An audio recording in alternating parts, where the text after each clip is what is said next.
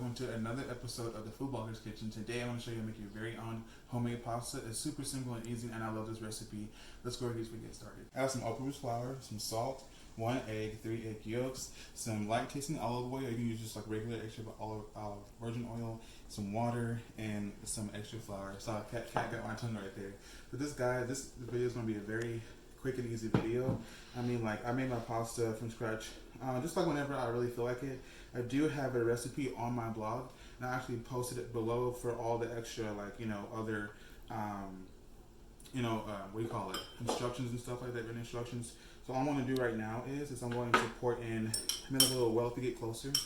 I put like a little well in the middle, and I put both of my eggs, all my eggs into the center, and I'm just going to kind of just start kind of working it a little bit.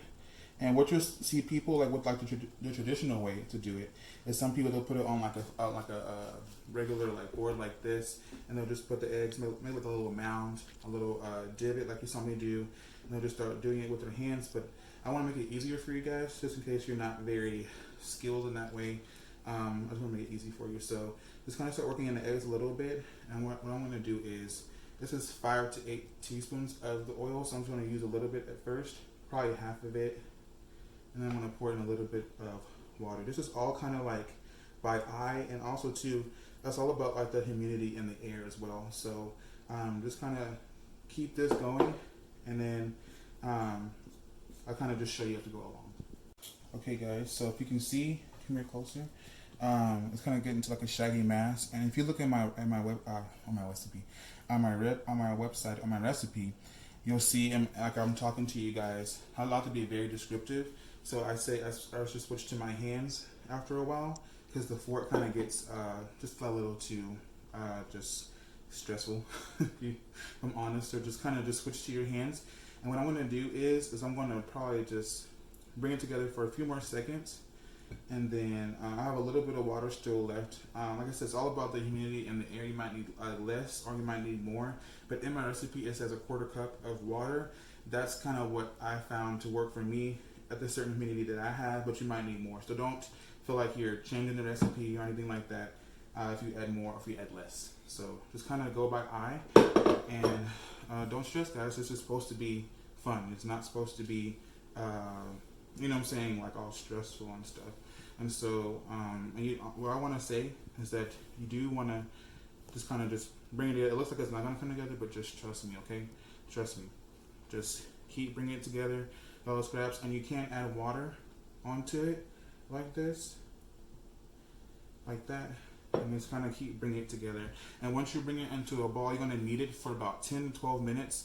That's very long. I know if you have just using a KitchenAid stand mixer is going to be a little bit too tough after you try to roll it out and everything. So just knead it for about 10 to 12 minutes by hand.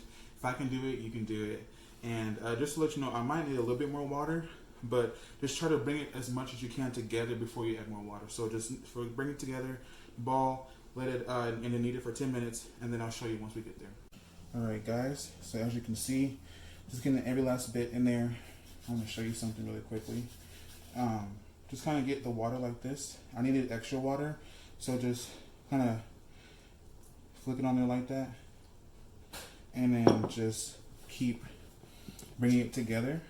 And we have if things get sticky, that's why we have the extra bench flour to knead it out. And okay guys, so I want to go ahead and show you this. Look, I went ahead and cut my dough in half, and when you press it, it kind of bounces back a little bit at you.